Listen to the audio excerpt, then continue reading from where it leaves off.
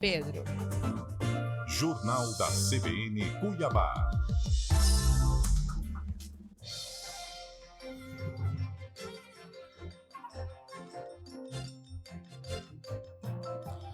Toda sexta-feira a gente tem esse encontro marcado, né, Panoc, para falar sobre inclusão, nosso quadro Inclusão em Conexão, com a apresentação, aliás, da Adri Almeida, que está aqui conosco já para mais uma manhã especial, mais uma vez, né, Adri? Sexta-feira que antecede aí o Dia das Mães, e a gente sabe que esse mês de maio você preparou uma programação muito especial para todos que nos acompanham aqui na CBN.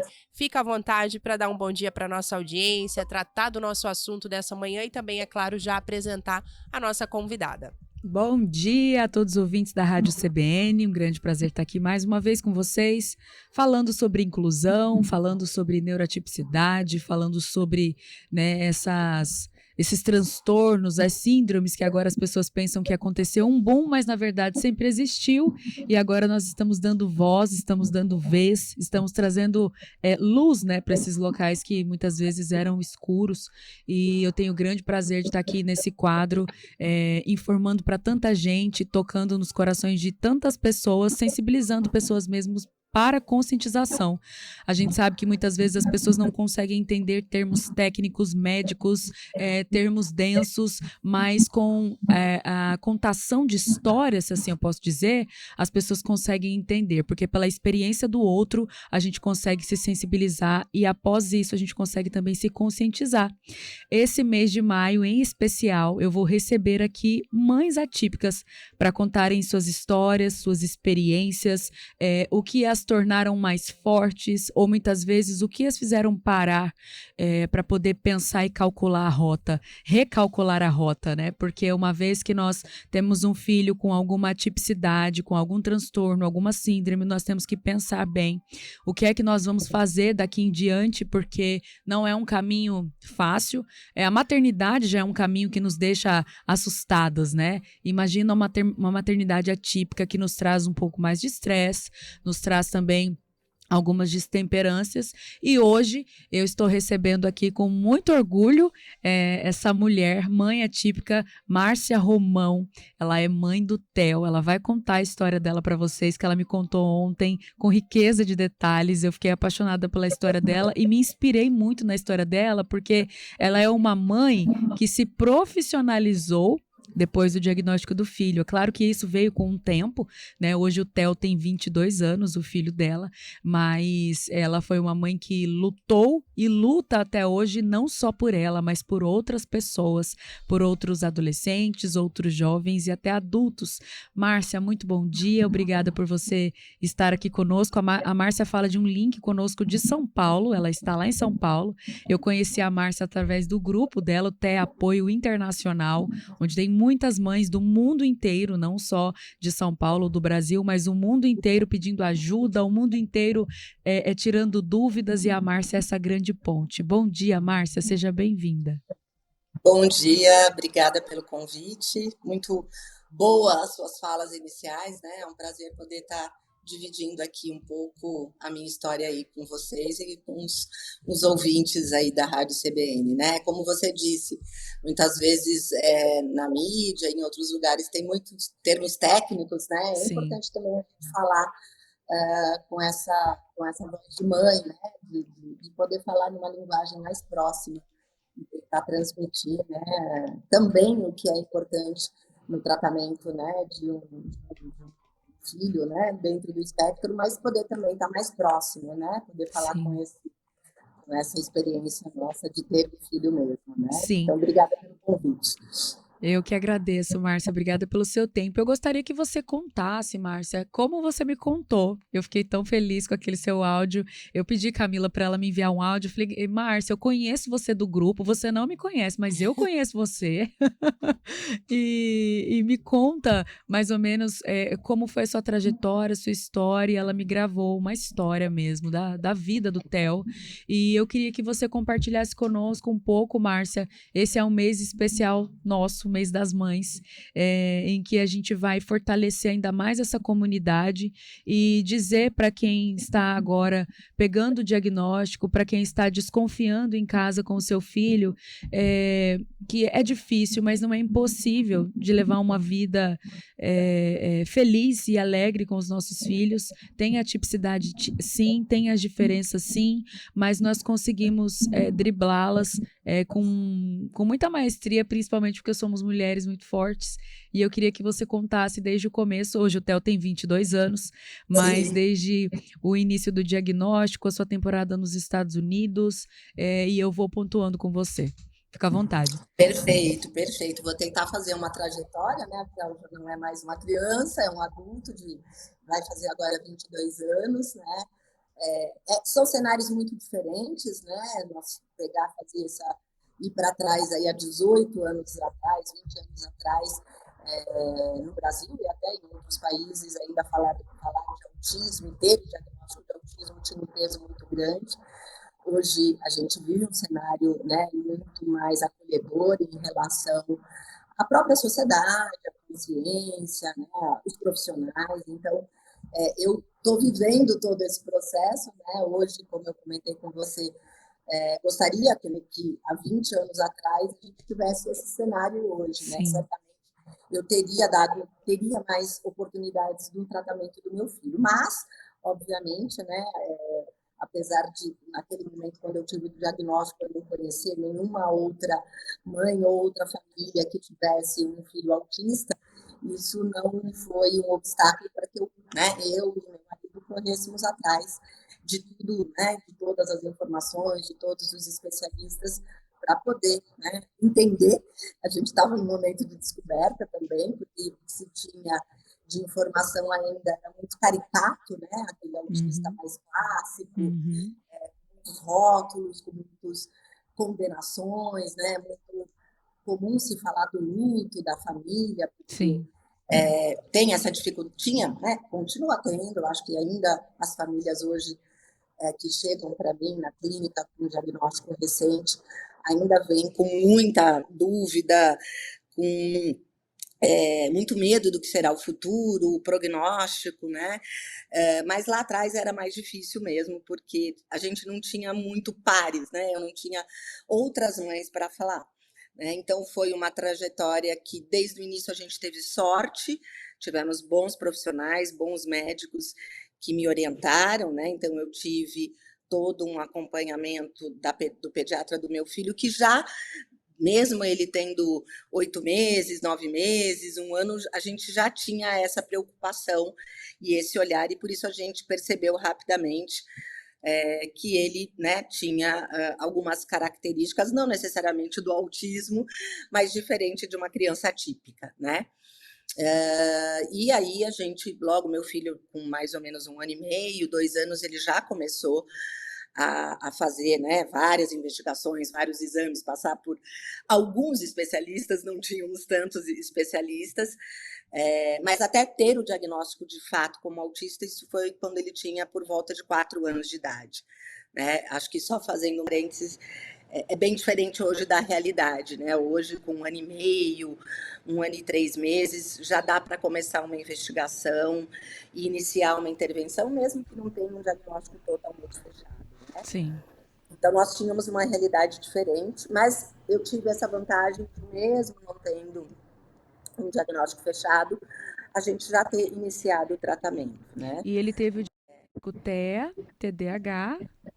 Isso, na verdade, isso veio ao longo do tempo, né? O primeiro diagnóstico do Theo foi de TEA, né? De autismo ainda, não se usava tanto essa palavra TEA, né? Hoje o espectro é relativamente recente, né? Ainda era muito autismo, aí tinha Asperger, transtornos do desenvolvimento, tinham outros nomes que hoje estão, né, acoplados todos dentro do espectro do autismo, né? Sim. E com o tempo a gente foi percebendo. Aí veio também o diagnóstico de TDAH, né? Déficit de atenção e hiperatividade.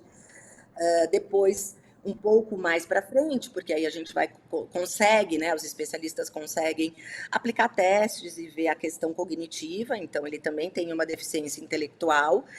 E quando ele entrou aí na pré-adolescência, também adquiriu, digamos assim, né, o toque também. Então, na verdade, é muito comum dentro dos diagnósticos de autismo a gente ter as chamadas comorbidades, né? Mais de um diagnóstico junto. E o TEA hoje, né, ele tem esses 4 diagnósticos, então ele está dentro do TEA, ele tem deficiência intelectual, TDAH e TOC. Mas isso foi ao longo da trajetória Sim. dos acompanhamentos dele com os especialistas, né? Sim, aí então você recebe, claro, com o tempo, 4 diagnósticos em uma cabecinha só, em uma criança só. Então, ter que lidar com o TDAH. Né? De poder, os especialistas, os profissionais que hoje, ou que, né, durante toda essa trajetória atenderem o TEL, terem estratégias para poder, né, com todos esses diagnósticos, enfrentar, né, as barreiras de desenvolvimento dele, né, de aprendizado, para que a gente conseguisse realmente, né, trabalhar as habilidades, né, que esse é o grande objetivo, né, o TEL tem um diagnóstico dentro do espectro de nível 2, 3, né, a gente sabe que às vezes tem características, ele não é nível 1, isso com certeza, então ele tem aí algumas características que se enquadram no nível 2 e também algumas do nível 3, né? Então é muito importante esse conhecimento e essa informação, ele não às vezes parece que isso é uma marca, né, que deixa a criança ou o adolescente com um estigma, o nível 1 é muito melhor do que ter o nível 3, mas é importante para a intervenção, né, a gente quebrar esses preconceitos e ter toda a tranquilidade de falar, sim, eu tenho um autista nível 3, adulto, que está inserido na sociedade, que faz terapia, né, que consegue tá aí presente, né? Ele não, porque até pouco tempo atrás, quando se falava em autista nível 3, parecia que era uma criança ou um adolescente que precisaria estar ou dentro de casa ou dentro de uma instituição, né? Com uma intervenção muito mais, né, severa. E não é, né? Eu acho que é importante falar sobre isso, né? Desmistificar até para essas mães que estão nesse momento recebendo o diagnóstico e com essa dúvida do futuro, né? De como será o futuro. Com certeza, Márcia. De fato, até eu tenho o diagnóstico do meu filho há 3 anos, mais ou menos, né? Nós tratamos ele desde os 4 como TEL. Na verdade, desde os 2 anos, porque eu comecei a desconfiar, a achar algo diferente. Então, comecei a ler, coloquei na ecoterapia, depois coloquei na natação. A ecoterapia elevou ele muito. Então, eu tinha, na época, muito medo, né, do meu filho não se desenvolver e não chegar, por exemplo, no que ele é hoje. Mas isso a gente está falando de 4 anos atrás, completamente normal, né? Então, nós estamos aqui para dizer que o nível 3, como o filho da Márcia, 2, 3, ele é sociável, ele sai, ele vai ao teatro, ele vai ao cinema, ele consegue ter uma vida, vamos dizer assim, tranquila, né? Claro que tem todo o âmbito ainda da intervenção terapêutica, ainda tem a medicação, né, Márcia? Hoje mesmo conversando com ela me disse que não sabe como vai ser daqui a um tempo, no futuro, mas que não está tanto preocupada lá no futuro, mas preocupada aqui em dar o suporte que ele precisa, em dar o suporte necessário, né, para que ele tenha ganhos, para que ele tenha desenvolvimento de fato e que chegue a uma vida o mais normal, vamos dizer, em aspas, possível. Antigamente, e até agora, Márcia, eu ouso dizer que ainda tem gente que pensa que o nível 3 não sai de casa, tem gente que pensa que o nível 3 tem que viver só na clínica e, às vezes, andar assim, né, vamos dizer que preso, sabe? Mas a Márcia é uma dessas mães que está aqui com a gente hoje de manhã, falando para você que não, é possível trazer um desenvolvimento cerebral, um desenvolvimento social para essa pessoa viver como nós, né? Viver normalmente, né? Márcia, eu queria também... a Márcia, gente, ela é publicitária. Eu estou conversando com uma mãe publicitária, né, de formação, uma mãe que trabalhou por muito tempo nessa área e depois, com o diagnóstico do filho, ela tirou um tempo,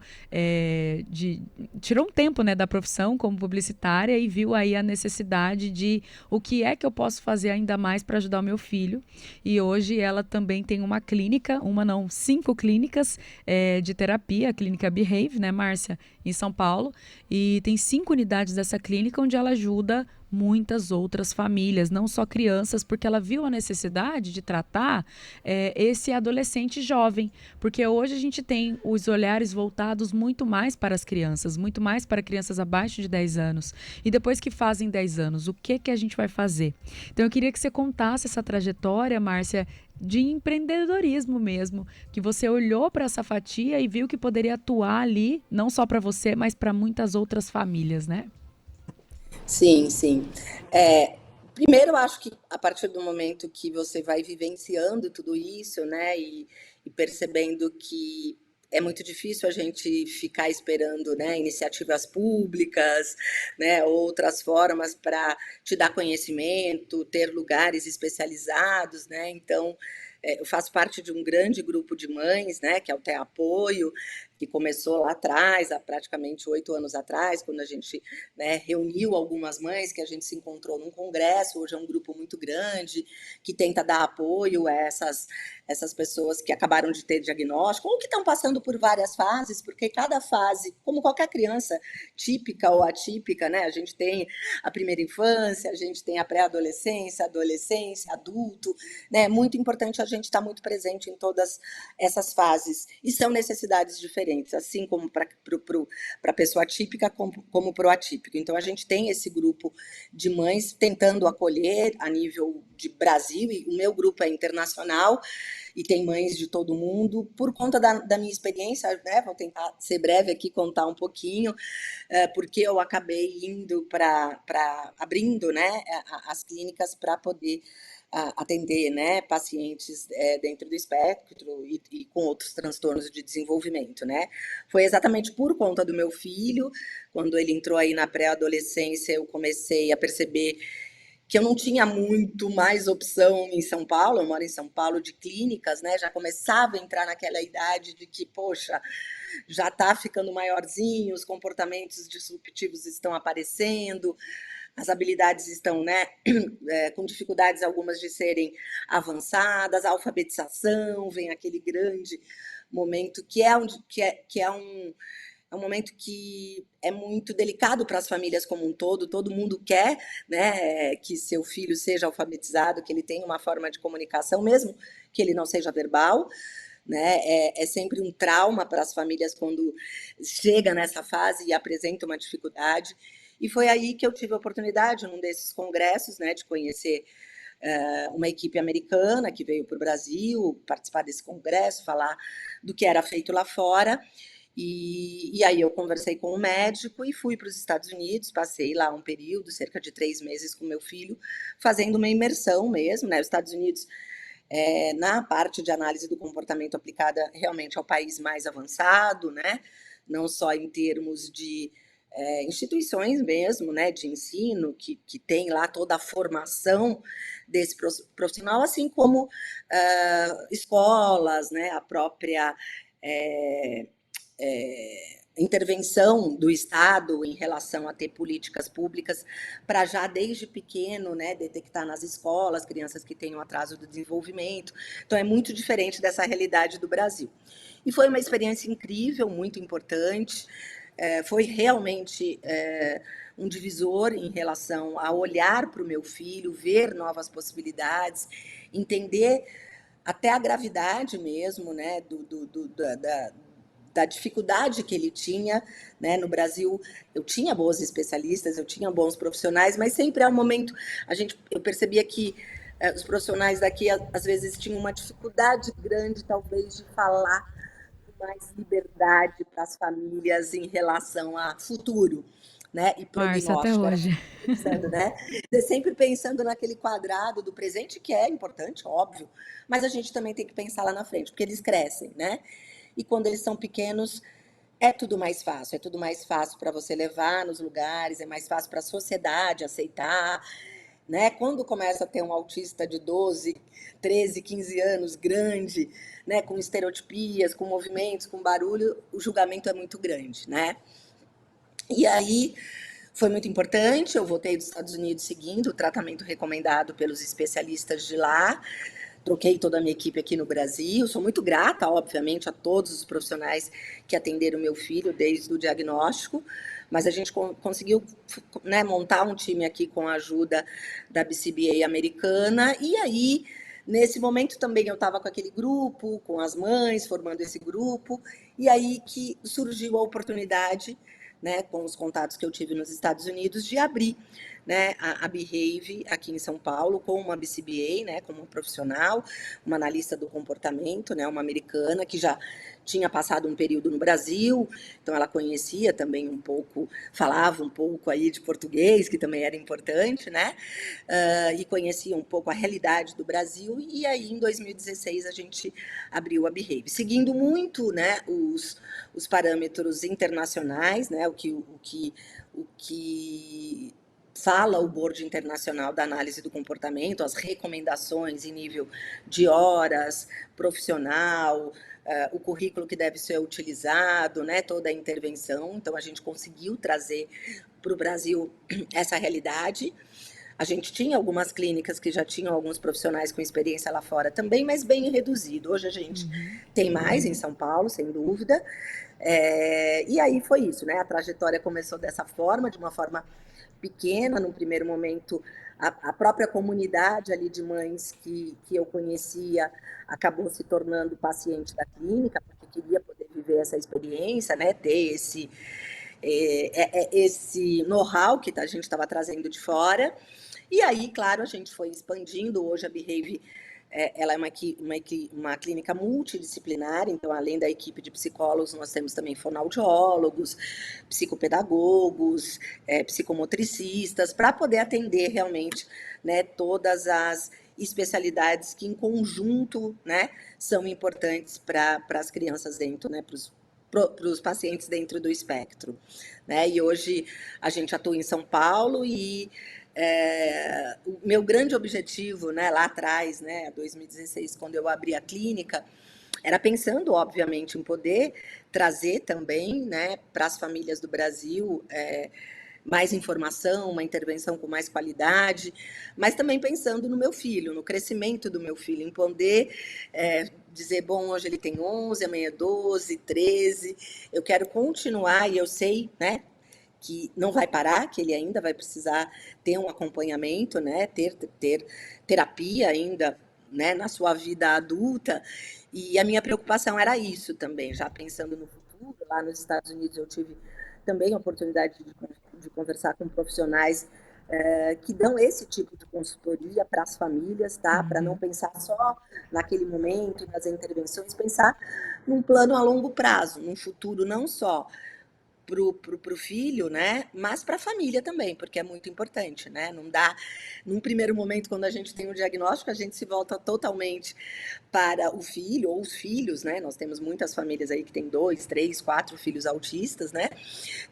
Mas a gente precisa pensar na família, nos seus costumes, nos seus valores, nos seus hobbies, né? Tentar fazer com que o filho dentro do espectro ele possa ser integrado a todas as atividades, né? É muito triste quando a família tem que abdicar de algo que era importante para ela, né? Por conta de não conseguir inserir seu filho dentro desse contexto, né? Então, esse é o nosso trabalho, de cuidar, né, claro, da criança que vai virar um adolescente, um adulto, mas também cuidar da família, né, para que a gente possa fornecer bastante amparo e tenha uma vida equilibrada, que seja harmoniosa. Muitas vezes, claro, vai ser difícil você inserir em alguns ambientes, em alguns contextos, porque pode ser aversivo, mas não é que a gente precisa retirar tudo, não é que a gente precisa se privar totalmente, né, e não ter uma vida que seja compatível, né, com a família, até para a família ter uma estrutura, né? Exato, perfeito. Tá na hora, Pedro, do Tá na hora? repórter? Conta pra gente aí. A Márcia tá nos levando aí a imaginar um pouquinho, né, de toda a rotina dela, de todo esse trabalho. Mas acho que a gente precisa fazer uma pausa aqui, Márcia, bem rapidinho, para acompanhar o Claro. repórter CBN. Acho que a Adria também te comunicou, né? A gente faz esse intervalo bem Sim, rapidinho perfeito. e volta também para conversar um pouco aqui com a nossa audiência, bem rápido.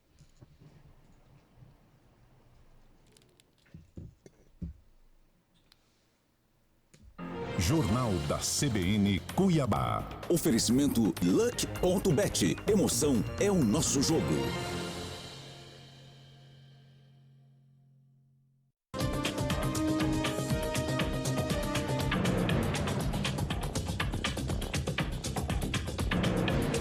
Sexta-feira, 10 de maio de 2024. Quase 90% dos 497 municípios do Rio Grande do Sul foram afetados pelas chuvas. Os temporais prejudicaram, de alguma maneira, mais de 1.900.000 moradores. 406 mil tiveram de sair de casa. Cerca de 70 mil estão em abrigos. Pelo menos 113 pessoas morreram, 756 ficaram feridas e 146 estão desaparecidas. O total de resgatados chega a 60.800. Os dados foram atualizados mais cedo pela Defesa Civil. A inflação oficial do país subiu 0,38% no mês passado. O resultado representa a aceleração de 0,22 ponto percentual na comparação com março. Apesar da alta, é o menor nível do IPCA para abril desde 2021. O aumento dos preços foi puxado principalmente pelos produtos farmacêuticos e pelos alimentos. Entre os 9 grupos de produtos e serviços pesquisados pelo IBGE, 7 apresentaram alta. Os contribuintes que querem receber a restituição do imposto de renda já no primeiro lote devem enviar a declaração até às 11h59 da noite de hoje. Segundo a Receita Federal, essa é a data de processamento da leva inicial de pagamentos. Mais de 22 milhões de documentos foram entregues até o momento. Quase 72% têm direito à restituição. O fisco informou, no entanto, que o envio da declaração no prazo não é garantia de recebimento do dinheiro no primeiro lote, previsto para o dia 31 de maio. O pagamento será feito pela ordem de contribuintes prioritários, como idosos e pessoas com deficiência. A Bolsa de Valores de São Paulo sobe 0,45%, com 128.764 pontos. O dólar comercial está em leve alta de 0,01%, negociado a R$ 5,142. O euro vale R$ 5,541, ligeira queda de 0,06%.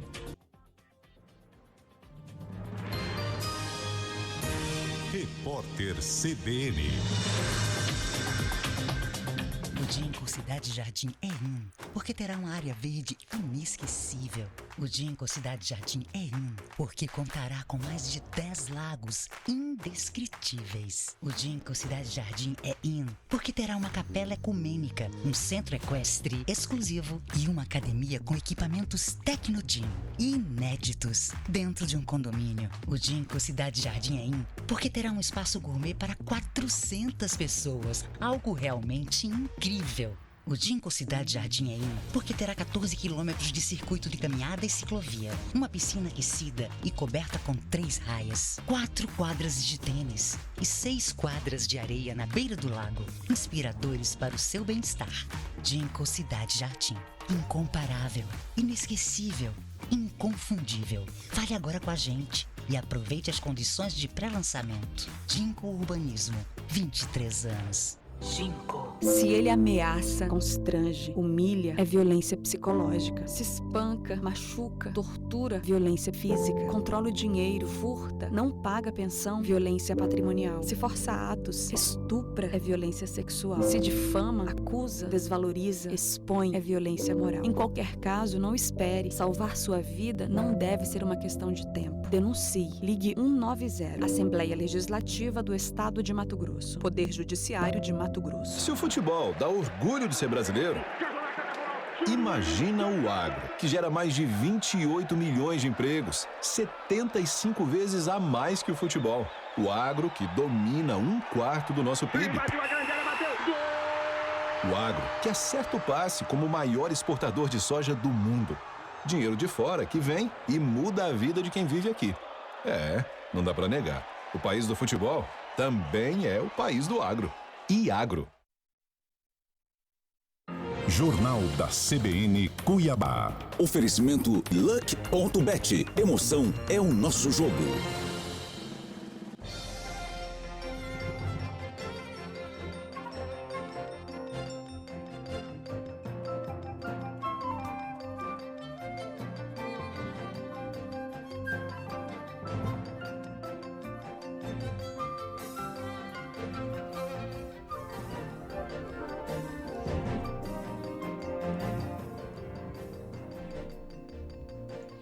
De volta aqui na CBN Cuiabá, amanhã de sexta-feira, dia 10 de maio, e você está conectado conosco aqui pela 95.9 FM, mas também ao vivo pelo YouTube, Facebook. A gente tem esse encontro marcado todas as sextas-feiras aqui com a Adria Almeida para falar um pouco sobre inclusão, e para esse mês de maio ela preparou aí uma sequência de entrevistas para lá de especiais, não que as outras não sejam, né, Adria, mas essas eu certamente tenho um simbolismo ali muito grande em razão do mês das mães. Então, ao longo dessas sextas-feiras, a gente vai conversar com mães e pais atípicos aqui para contar um pouquinho, né, das suas experiências, trazer aquela mensagem também de encorajamento, né, de força para aquelas outras mães que nos acompanham. Hoje a nossa convidada é a Márcia Romão. Antes da gente seguir aqui com as nossas dúvidas, Márcia, vou compartilhar contigo, com a Adria, com o Pedro, algumas mensagens que estão chegando também pra gente no YouTube. O Breno Pereira diz que um dos quadros sensacionais que tem aqui no Jornal da CBN Cuiabá, ele nos acompanha de Petrolina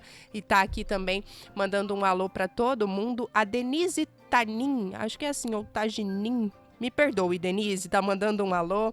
Mariana Corral também tá aqui conosco, diz que toda sexta-feira desse mês vai estar ligadinha aqui conosco na CBN Cuiabá. Alexandre Romão também passou por aqui, deixou o bom dia dele aqui nos nossos comentários. Fernanda Ribeiro da Silva tá ligada também no YouTube, acompanhando a nossa entrevista.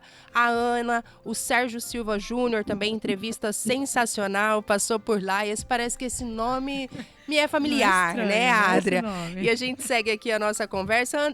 Adria, antes de você retomar ali um pouquinho também com a Márcia, me chama a atenção, Panoc, também algumas palavras da Márcia antes da gente ir pro intervalo, que ela compartilhando ali, né, as experiências dela.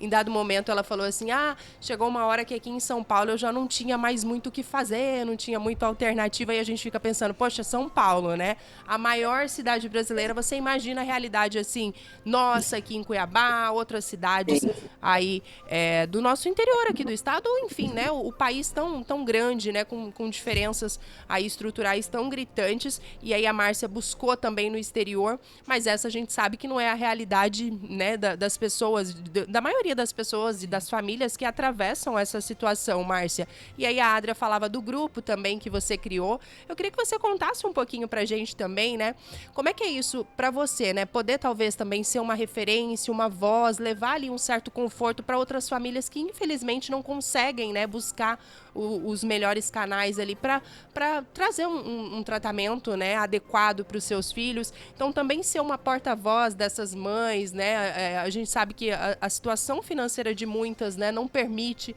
e a mãe, ela deve ficar com esse sentimento, né, poxa vida, eu sou mãe, eu tô vendo meu filho, né, necessitando de um cuidado mais especializado, eu não consigo fazer isso nesse momento. Então a gente imagina, né, a dor que essas pessoas atravessam. Eu queria que você falasse um pouquinho desse lado também, né, pessoal, de tentar levar um alento a essas famílias. Como é que você costuma acompanhar também essas outras mães que eu imagino que tem também, né, a Márcia como uma referência? E acho que o grande objetivo da gente criar esse grupo lá, né, em 2017, mais ou menos, 2016, foi isso, né, da gente poder dividir informação, da gente poder acolher, né. Claro que hoje você pode digitar, você pode pegar um conteúdo na internet, você pode ler, mas geralmente são conteúdos mais densos, muito difíceis, com palavras muito técnicas, e que não necessariamente, às vezes, conseguem dizer o que é a realidade, né, de uma família atípica, de que é viver desde dificuldades nossas mesmo, de entender o diagnóstico, de entender como lidar com as crises que acontecem, com o preconceito que vai aparecer o tempo todo, que não é só da sociedade, às vezes é dentro da própria família, né, dentro da própria comunidade que você vive. Eu acho muito difícil uma mãe atípica que mora em um condomínio já não ter tido uma dificuldade com relação ao seu filho, no barulho no apartamento, um problema na área comum. Então, é muito importante a gente poder dividir as nossas experiências, né? E esse é o grande objetivo. O grupo existe hoje, claro que ele já tomou outras proporções, ele começou como um grupo de WhatsApp, mas hoje ele já tem outros canais de comunicação, então foi uma forma. Eu, por exemplo, né, dentro daquele grupo foram 4 mães que se conheceram nesse congresso, que formaram o Teu Apoio. O meu filho era o mais velho, né? Tinha uma diferença aí de 5, 6 anos de idade em relação às outras mães. Então, eu já enfrentava algumas coisas em relação à idade, porque é mais difícil com a idade, não adianta a gente dourar aqui, né, a pílula e falar, olha, não é bem assim. É mais difícil, né? É muito mais fácil a gente ver uma criança autista num shopping de 2, 3 aninhos, que está correndo, que está pulando, que está tendo um comportamento inadequado ali, pegou um brinquedo do outro. Isso está ali, passa como uma birra, uma criança levada, né? Uma criança mais espoleta, vamos dizer assim. Agora, quando vai ficando crescido, é ao contrário, né? É uma criança mal criada, é uma mãe que não dá educação, é um pai que não dá educação. Então, naquele momento, eu já começava a ter esse tipo de dificuldade. Então, foi muito legal a gente poder se encontrar, dividir isso. Umas tinham mais experiência no sentido até técnico, de trocar, olha, você leu aquele artigo, você conhece tal especialista, né? A gente foi formando isso e continua. A nossa ideia hoje é continuar acolhendo, né, mães que recebem diagnóstico de todas as classes sociais, porque a dificuldade para entender, ela vai existir para quem tem dinheiro também. É claro que é mais difícil para quem não tem. Obviamente, os tratamentos são caros, são difíceis, a gente não tem acesso à rede pública. É como você mesmo falou, esse Brasil é imenso, né? E nós já temos uma dificuldade na maior cidade, né, do Brasil, que é São Paulo, que dirá em outros estados, né? A Behave, no início, quando a gente abriu, a gente atendia alguns estados, né? Então, eu já tive pacientes em Salvador, em Mato Grosso, no interior de São Paulo, e a gente via, por mais que a gente tivesse o nosso especialista fazendo avaliações, indo até lá, fazendo avaliações, escrevendo a programação, a intervenção, a gente encontrava muita dificuldade de ter profissionais adequados nesses lugares, né, do Brasil para poder aplicar, para poder fazer a terapia. E é uma realidade que a gente sabe que existe ainda, né? Por isso que a iniciativa privada, a atitude das famílias é um diferencial para a gente melhorar, né, o tratamento para os nossos filhos. Mas a gente tem que brigar muito também pelas políticas públicas. A gente tem que ter clínicas, né, do Estado, a gente tem que ter escolas especializadas, a gente tem que ter mais benefícios, porque tem muita gente necessitando de tratamento. E muitas famílias sem nenhum acesso à medicação, a médicos, a profissionais. É muito triste ver essa realidade mesmo, né? E a gente tenta ajudar com informação, mas a gente também precisa brigar bastante, né, com o nosso governo, porque é fundamental, né, que a gente tenha políticas públicas para acolher, né, essa comunidade, tanto as famílias, né, porque também as famílias não têm uma assistência, não têm uma terapia, não têm um grupo de encontro, não tem absolutamente nada, né? Então, é uma realidade difícil. Em São Paulo é difícil, imagina, né, como você disse, aí em outros estados do Brasil. Sabe, Márcia, ontem eu estava numa reunião falando com uma família que tem um diagnóstico de TDAH e TOD, e não tem o diagnóstico TEA. E essa mãe se sentindo completamente desamparada, porque na cabeça dela, e eu concordei com ela quando ela falava, que o autismo abria as portas. E que o TDAH e o TOD, eles ficavam como se fossem transtornos esquecidos. E aí ela não tem direito a uma acompanhante terapêutica, ela não tem direito a uma CAD, se tratava de uma escola pública, não tem direito a uma CAD. E aí eu fiquei ali pensando o que eu posso dizer para ajudar essa mãe, o que eu posso falar para ajudar essa família, né? E ali eu tive uma luz na hora e eu pensei, precisa se criar políticas públicas voltadas para a família, principalmente para a mãe. Não é porque nós estamos no mês das mães que eu estou falando sobre isso não, tá? Mas precisa de um apoio para a mãe, porque a mãe, ela está desesperada com aquela criança que não obedece, com aquela criança que tem um transtorno opositor desafiador, que está acostumada a, muitas vezes, agredir, muitas vezes usar de violência, muitas vezes essa criança também usa violência verbal, né? E essa mãe, ela está ali estafada no estresse tão grande, porque ela não tem um laudo que ampara ela, de trazer um ajudador dentro da escola, porque aí ela é chamada na escola quantas vezes por dia? Não é todo dia, é quantas vezes essa mãe é acionada pela escola. Porque não é só 1, 2 vezes por semana, é no dia. Então, essa mãe está cansada. Então, eu acredito que nós, cidadãos mesmo, civis, nós temos que nos levantar e ajudar, principalmente essas mães que não têm condições, que não têm como pagar, né, não tem como acessar as grandes clínicas, os grandes centros, não tem como nós, né, temos condições de pegar o nosso filho, pegar um avião e ir para outro país atrás de condição, né, mas hoje nós sabemos que o nosso Brasil tem muitas pessoas que, na verdade a maioria, que não vão ter esse acesso. Então, eu ontem fiquei assim de mãos atadas, com o coração partido, escutando a história daquela família e, assim, eu me sinto mais do que na obrigação, sabe? Não de só ser uma voz, mas ser alguém que escreve um projeto, ser alguém que leva isso adiante, ser alguém que pode fazer alguma coisa. Tanto você, né, Márcia, que está fazendo muito aí em São Paulo, junto com mães, junto com a comunidade, tem uma clínica que ampara jovens e adultos. Eu queria que você falasse um pouco sobre essas políticas públicas. O que na sua opinião, pode ser feito de rápido? O que o governo precisa levantar e fazer urgente para que essas mães tenham um alento ali na rede pública mesmo?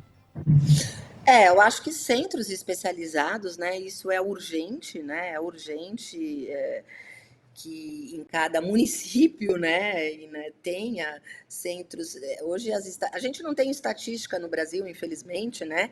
A gente não tem números, a gente se baseia só em números de fora, né? Os Estados Unidos aí tem há muitos anos já, né?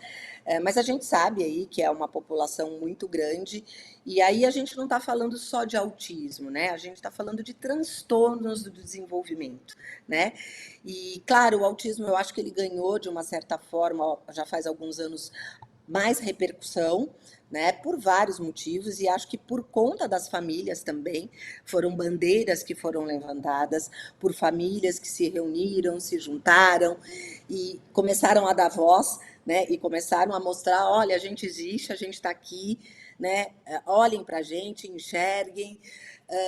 Mas às vezes esses outros transtornos do desenvolvimento, como você falou, o TDAH, o TOD, ainda não tem grandes comunidades específicas, né? Até porque o TDAH ainda ele fica naquela coisa, mas não é tão complicado, não é tão difícil, melhora, toma um remédio. Não é, né? Ele realmente aí pode causar muita dificuldade para um jovem, um adolescente, uma criança, obviamente, desde o período escolar, né?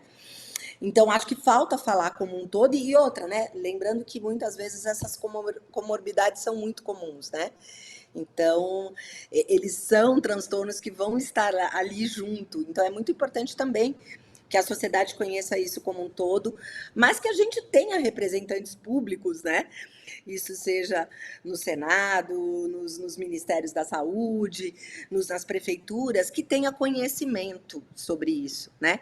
Que realmente vá trazer pessoas qualificadas para poder criar centros, ter especialistas, escrever um protocolo adequado mínimo, né? A gente sabe que muitas vezes não dá para ter todos os recursos que uma clínica privada, mas ter o mínimo, né? Não é simplesmente criar um espaço, né? É claro que criar um espaço é fundamental, é o primeiro passo, mas se você não tiver lá profissionais treinados, adequados e com recursos, a gente não vai conseguir chegar, né, aos objetivos importantes, que é poder fazer que aquele autista consiga se desenvolver.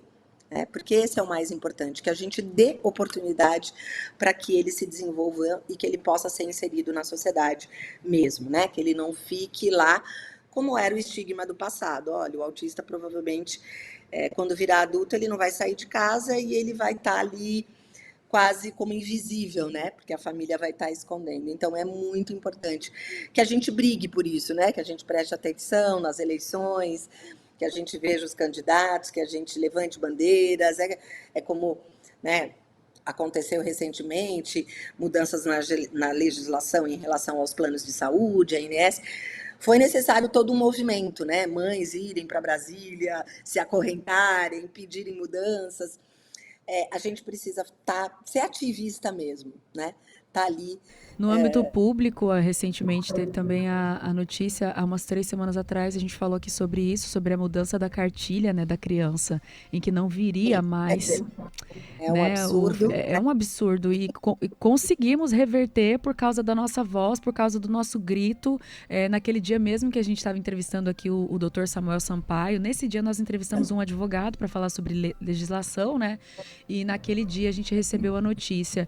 E graças a Deus, e graças ao povo, e graças à voz, graças à luta, né? Hoje nós... você vê que tudo é feito muito assim, de uma forma obscura, né? Eles simplesmente tiram da caderneta da criança. Então, se a gente não está ali atento, ligado, se manifestando, né, é o governo realmente tirando responsabilidade, porque ele não quer ter diagnóstico, né?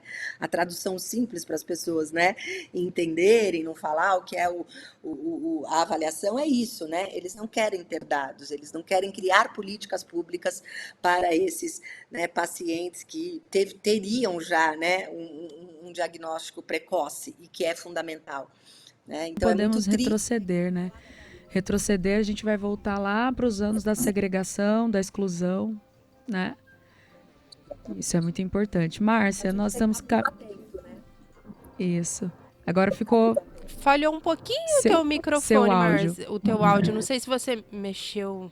Se tá diferente. Não, acho que agora não. voltou, tá perfeito. Estou dizendo que, além de toda a complexidade, né, que famílias têm que ter para cuidar do seu filho e de tudo que envolve, a gente também tem que estar muito atento a tudo que está acontecendo, né?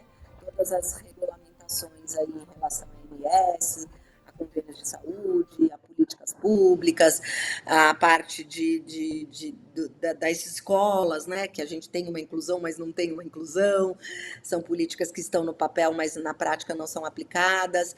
Então, são muitos pratinhos que a gente tem que ficar ali rodando para poder, né, ter um mundo, transformar, né, ter um mundo melhor para os nossos filhos, para os pacientes, né, neurodivergentes, né? É uma luta diária aí. Se você quiser mandar um abraço aqui também, Adria, rapidinho, para quem tá ali no YouTube, tem muita gente te parabenizando também pelo quadro. A Lisandra Laura Figueiredo passou aqui, deixou a mensagem dela. Liliane Senhorini Serrato tá parabenizando também, dizendo orgulhosa demais por essa pessoa incrível. Marcela Almeida Santana Lopes também passou por aqui, deixando alguns comentários. E a Liliane também falou: autismo na adolescência e na fase adulta, assuntos tão importantes para que a gente possa debater. E aqui eu não consigo ver o nome exato, mas as iniciais tá aqui, ó, WFL Guga. Também deixou um coraçãozinho ali, parabenizando pelo quadro de hoje. Quase caminhando para a reta final, Adria, mas fica à vontade. Quero mandar um abraço para Vera, para o Cid também, que sempre escutam a gente, que estão ligados, né? A Liliane, o Breno. Breno, você já é figura carimbada aqui. O Breno é um querido. Né? Muito obrigada pela sua presença e também por você estar sempre adicionando comentários positivos para nós. Isso nos deixa ainda mais empolgados para continuar, né? Nos enche o coração de esperança de que as pessoas estão entendendo, que a gente está conseguindo, ainda que de grão em grão, de tijolinho em tijolinho, a gente está formando uma cultura nova, né, na mente das pessoas, né? Primeiro acontece na mente, depois que vai para o coração, as coisas começam a acontecer de fato, né? É como se apaixonar. Você vê alguém, primeiro ali os seus olhos fitaram, e aí depois entra no seu coração, você faz de tudo pela pessoa.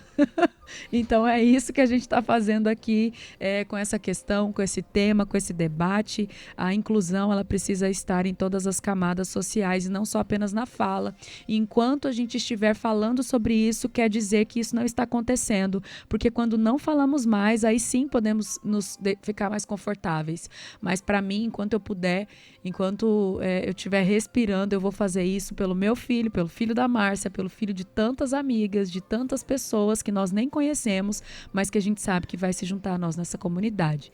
Márcia, quero te agradecer pela sua presença aqui, foi muito especial para mim. Até ontem eu falei pro meu marido, eu nunca imaginei que eu pudesse conversar com a Márcia. Não era algo que eu apostava e um convite foi feito e você aceitou. Eu fiquei muito feliz e honrada mesmo. Muito obrigada pelo seu tempo aqui. Obrigada a você pelo convite, por esse espaço, né, dizendo o quanto é importante. Espero que, né, você já tenha esse espaço aqui trazendo, né, esse tema e que ele continue. Ele é muito, muito, muito, muito importante. A gente precisa dar visibilidade, a gente precisa ter né, são várias pessoas que podem contribuir aqui falando sobre esse tema e trazendo mais informação, né, para a sociedade e também para as famílias que podem estar aqui nos ouvindo. É sempre gostoso quando você percebe, né, que estão falando sobre um assunto que te toca, que é a sua realidade, né? Você está encontrando pares, né? Exatamente. Obrigada, então, obrigada. Quero agradecer muito aí a vocês, né, por esse bate-papo. É muita coisa para falar, né? Sem dúvida. A gente ficaria horas aqui falando sobre isso. É um assunto que tem muito para falar e que, obviamente, toca o nosso coração, né? Por conta da gente viver isso com os nossos filhos. Mas agradeço muito a oportunidade. Obrigada, feliz Dia das Mães para você. Obrigada para você as mães também. Da sua família, que Deus abençoe. Obrigada, e para todas as mães aí que estão nos ouvindo também. Todas as mães cuiabanas, as mães paulistas, mato-grossenses que estão nos ouvindo aqui. Eu quero deixar um grande beijo, um grande abraço a todos vocês, mães, tanto típicas quanto atípicas. Eu sei que é uma luta, né? A maternidade, quando ela chega, ela vem avassaladora e ela nos tira da zona de conforto e ela não devolve nunca mais. Exatamente. Uma vez estava falando, né, eu perguntando para minha mãe, quando que para? Quando que a gente dá para? Uma acalmada. Quando que dá uma acalmada? Ela falou, hora nenhuma, olha aí você me perguntando quando que para. Eu falei, nossa, verdade, né? Então mas é muito gostoso. É uma montanha-russa mesmo. É muito gostoso esse mérito que a gente carrega, é muito gostoso receber o amor dos nossos filhos, da forma que for, é muito gostoso. Quero agradecer você que nos ouviu, quero dizer que semana que vem estou aqui com mais uma mãe, trazendo mais uma experiência, um depoimento emocionado, um depoimento que mudou as suas vidas. No caso da Márcia, que nós tivemos aqui, a Márcia Romão, a vida dela foi transformada pelo diagnóstico. Hoje, ela atua ajudando pessoas nisso, mas não foi isso que ela tinha para a vida, não era esse como é que fala, esse planejamento. Né? A gente tem uma publicitária que hoje é psicóloga, né? E atua hoje ajudando outras pessoas. Semana que vem estou aqui, sexta-feira, 9 da manhã, com o programa Inclusão e Conexão. Eu estou amando estar aqui com vocês, eu estou amando esse meu estágio apresentadora, comunicadora. Nunca pensei em chegar aqui, mas é isso que o futuro tem reservado para nós que encabeçamos uma luta, que temos uma voz e que podemos chegar. Muito obrigada, Camila, Pedro, Thaisa. Até semana que vem. Obrigada, Adria, mais uma vez. Mandar um agradecimento mais uma vez também à Márcia, desejar aí Feliz Dia das Mães para vocês. A Raquel Abraão também está desejando Feliz Dia das Mães a vocês. A Ana passou pelo YouTube parabenizando a entrevista, assim como a Denise. Alexandre Romão, Feliz Dia das Mães para todas essas verdadeiras guerreiras. Deus abençoe. E a Denise também está mandando um Feliz Dia das Mães a todas. Sinta nosso abraço, Márcia, Adria. A gente precisa fazer agora aquele intervalo. Obrigada pela companhia. Sexta que vem a gente tem um novo encontro aqui a partir das 9 horas. Agora a gente vai para o Repórter CBN e já a gente está de volta. Jornal da CBN Cuiabá. Oferecimento Luck.bet. Emoção é o nosso jogo. Comece sua noite bem informado, ouvindo um resumo de tudo o que aconteceu e do que será destaque nos jornais do dia seguinte. CBN Noite Total. Sua dose certa de informação nas noites da CBN. Sempre de segunda a sábado. Apresentação: Tânia Morales. Rede CBN. Top de 5 segundos.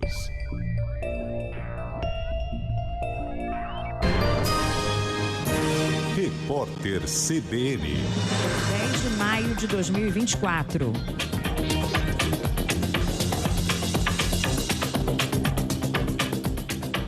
A destruição das lavouras de soja no Rio Grande do Sul pode elevar não apenas o preço do óleo, como os valores das carnes de frango e porco, já que o farelo do grão é um dos principais componentes da ração dos animais. O estado é o segundo maior produtor de soja do Brasil e entre janeiro e março manteve em alta os níveis de exportação do produto diante da seca enfrentada pela região centro-oeste.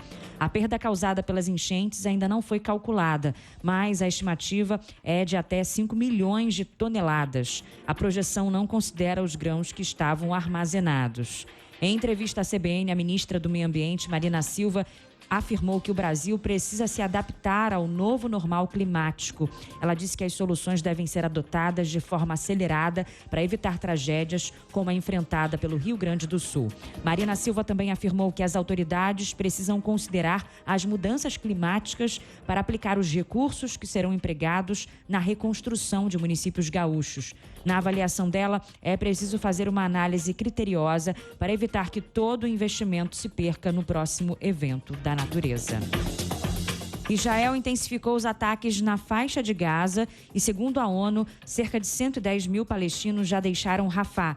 As delegações que discutiam no Cairo um acordo de trégua abandonaram as negociações. O Egito pediu mais flexibilidade ao governo israelense e ao grupo terrorista Hamas para chegar a um entendimento no menor tempo possível. No horário de Brasília, 11h03. Repórter CBN. As principais notícias do dia, a cada meia hora.